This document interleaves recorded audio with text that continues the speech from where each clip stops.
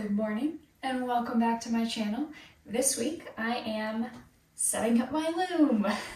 Short backstory on this beauty here. I ordered him in Texas and he arrived a little bit later than I expected. He popped in about a month before we were moving out here. So I left him in the box, and then when the movers brought him in, he was heavy. So they put him in the entryway level area. And he's been sitting there ever since. So I thought that I should actually get him set up in my studio. It took me a little while to get him unboxed.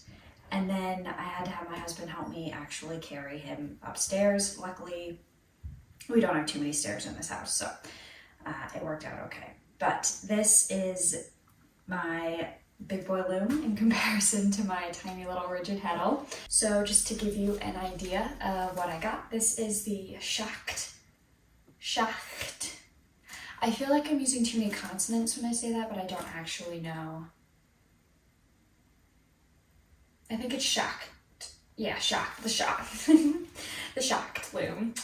It is a 8-shaft baby wolf, which means that it folds and unfolds. It's a floor loom, so I got a bench to go with it. I can set it all up. It'll be on the floor. It'll unfold accordion style, but it's not the biggest size and it's not the smallest size. It has 8 shafts, which is what these are right here. I'll show you more. But that basically means that I have more detailed patterns that I can work with versus 4-shaft or like a rigid heddle, which is basically kind of 2-shaft. Let me see. I got all of the accoutrements in my receipt here. So I have to actually set it up. Of course, that means taking all this wrapping off, pulling it apart, and then adding on. I have a bunch of tools down at the bottom. I've got a rattle. I've got all of my apron cords, tie-up cords, my warp beam crank handle.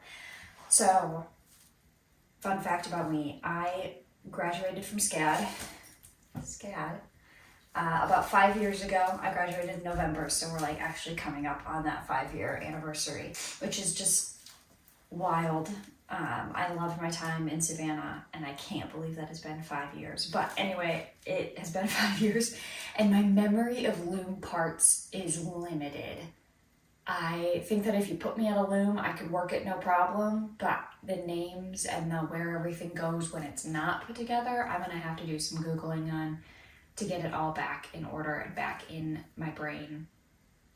So I guess pardon me if I use the wrong terms sometimes. Also, sometimes I just talk too fast and use the wrong words, and I'm just gonna let that happen. But I'm gonna put this all together. I have a project that I wanna work on it by Thanksgiving, which means that I am cutting it close. I also started a new knitting project for Max, and it's a small enough size that I really have to finish it. Also kind of by Thanksgiving or it won't fit him anymore, so I am towing the line on what all I can get done and also complete like the laundry. Also, I think I just woke Max up, so we're gonna find out if he's awake or not. But anyway, so I am going to be working on this week, and hopefully get it done.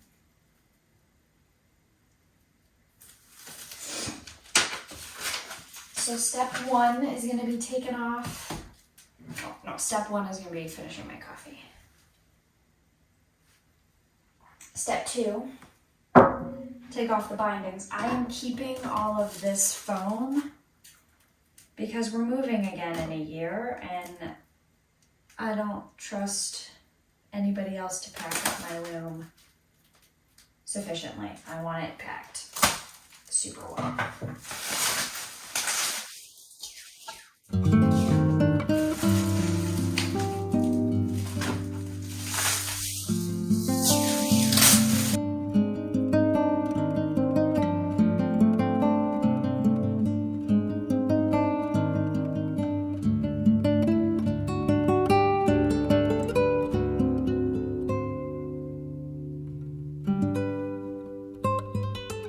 Caution, to unfold the loom, loosen the black knob's one full turn. Loosening the knob collapse too much or removing them can cause the loom to collapse and could result in injury.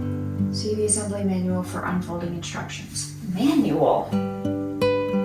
There's a manual? Manual.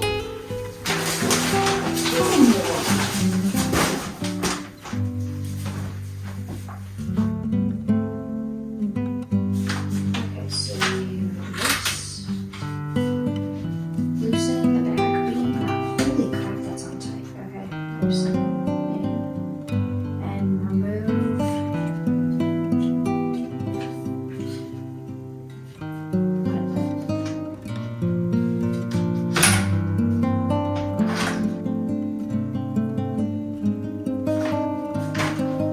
I'll be back with a tool.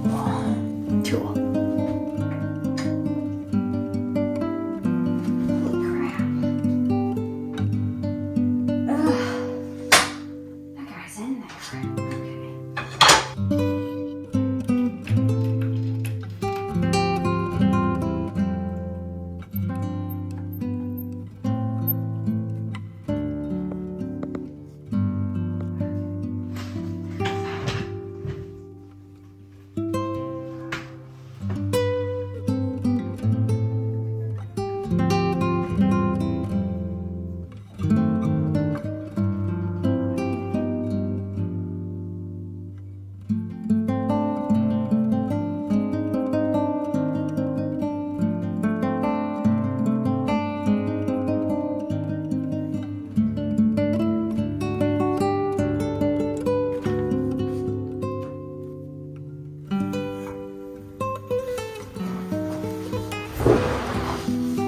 Okay, I figured it out. This is the warp beam because the warp goes on it.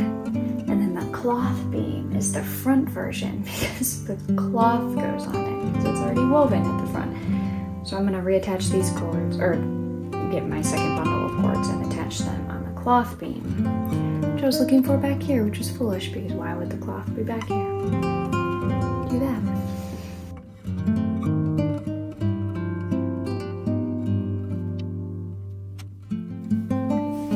What are we up to, kid? What do we see? What's that?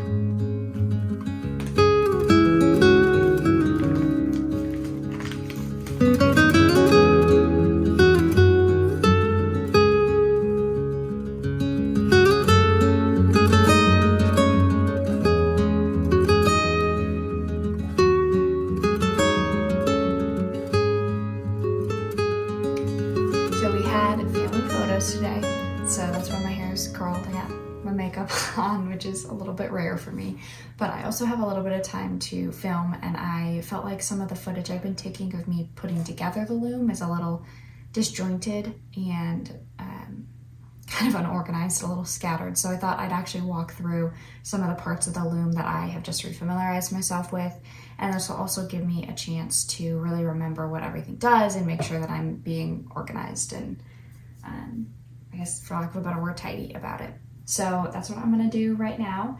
And then I still have to finish putting on the heddles. I've only got 2 shafts completed, so I'm gonna do some more of that. And then clean up the studio, and I'll have the loom all ready to start warping, which is really exciting. Okay, so this is the loom you have here before you. Vanna whited a little. This is the loom. I just finished setting up the loom bench. As you can see, there is a screw missing. That's because I was not given enough screws. So I'm gonna go to Home Depot and pick some more of those up. For now, we're just sitting carefully. So this is Rosie's weaving bench. It's adjustable for different loom heights. Right now I've got it on the lowest setting because I have a short loom. Like I said, this is the Baby Wolf with 8 shafts. So we've got those right here. These are my 8 shafts. And on the shafts we have the heddles. As I said, I'm not done filling, so we've got some more heddles that'll have to go right there.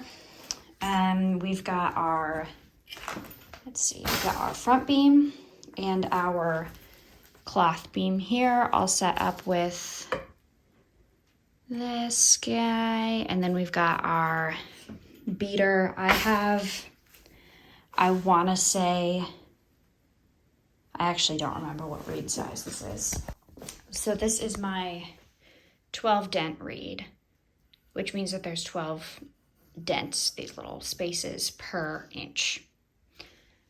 Okay, and then I've got here, we've got the back beam, and this is the warp beam. So the warp is basically gonna wrap around this and then come around the back beam. It'll go through the heddles to the front beam, around the front beam, and to the cloth beam. And that's where it will wrap up as a fully woven object. These guys are the shafts. They move up and down. And in each heddle, you put a single piece of yarn. As the shafts move up and down, that's what creates the pattern. Hard to explain with no cloth on the loom, but we have down here all of the tie-up cords, which will be used to tie up the treadles, not to be confused with the heddles. And when you tie up a treadle, you step on it, and that's what moves the shafts up and down, which again is what creates the pattern. Then I have on this side a friction brake and the crank handle. So this is what's going to move my warp when it's on loom.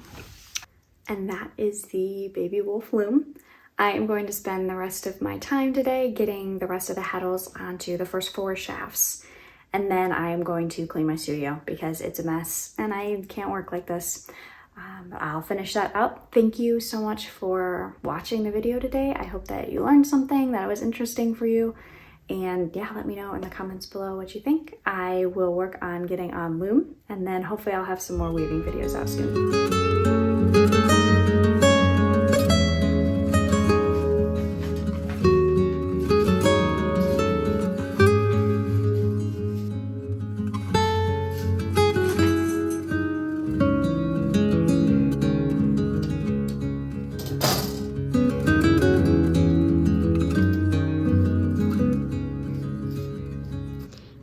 Part of the trick here is making sure you don't skip a heddle or cross a heddle, because that will cause complications when you get to weaving.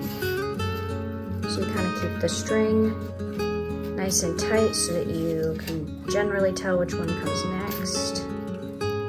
Then do small chunks at a time, unless you're really good and probably do more at a time. But again, just making sure to get every single one in a row, so that when I attach the bottoms of these to the bottom bar, you don't have petals that are, like I said, crossed or like only attached on the bottom or only attached on the top. I will say, of all parts of weaving, this is my least favorite.